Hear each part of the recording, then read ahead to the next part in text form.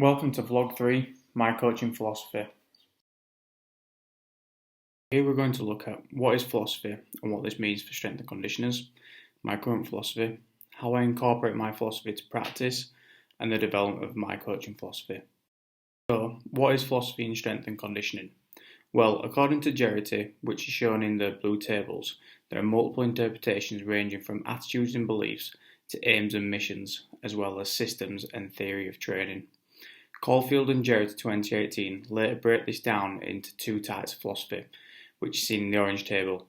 This looks at coaching philosophy, which is the why and encompasses attitudes and beliefs, whilst training philosophy looks at the how, and this encompasses systems of training and methods of training.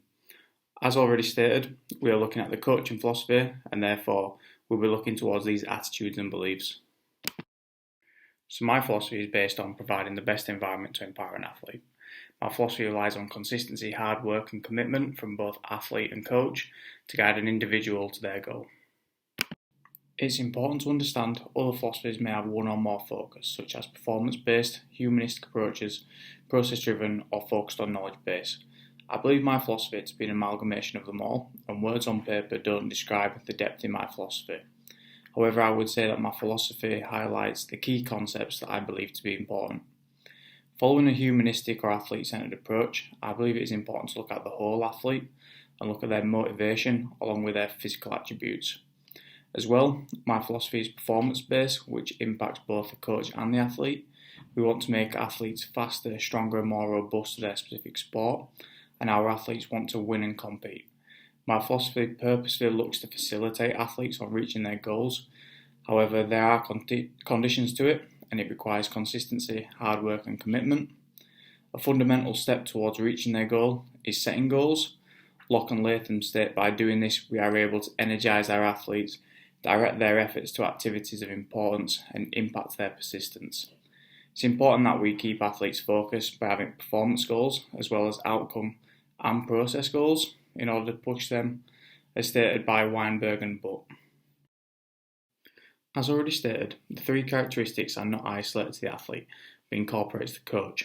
Q et al. 2018 reports the influence we can have by leading by example, and so I believe it is important that I also follow by these key values. The reason I choose consistency as a key point is because I believe if you do the little things often and with good quality, you have the ability to drive change. This will transition our athlete around Noel Birch's conscious competence model to becoming unconsciously competent at a task. Erickson 2014 stated, to do this, we have to have deliberate practice and a direct importance on the coach to provide feedback in order to reduce bad habits. Hard work. Now, Buddy Morris' philosophy is, it is usually not whether the program works or not, but whether the athlete works or not that determines success. This resonates highly with me, as there are limits to my practice, and this is one of them. Then finally, commitment, which here shown the sports commitment model by Scanlon et al., which highlights 5 subdivisions which can influence the athlete's commitment. Now this is key for S&C, as we want the athlete to buy into our program, so how can we influence our athlete to give everything they have? We may highlight the success or experiences they may gain by committing, or highlight that the team really needs them. With a background in healthcare and sports, I adopt an athlete-centered approach which is goal-driven. To reach an athlete's goal, I believe it is important to create accountability by acknowledging and understanding the process to reaching it. A simple example I have had with athletes in rehab is the idea that before you can play rugby you need to clear strength markers, plyometrics and then running drills. By understanding the process, the athlete now has the expectation and targets to reach for. As we have set parameters for the athlete, we can now influence the athlete's commitment levels by using ideas of sports enjoyment and involvement opportunities, previously stated by Scanlon et al., to reinforce their drive. This slide simply highlights the methods to the development of my philosophy. I have split this into 4 sections which have currently influenced my philosophy. This development is based on self-selected information and beliefs, to which I think to be the most valuable. However, my philosophy may change and develop depending on the changes to my values and beliefs.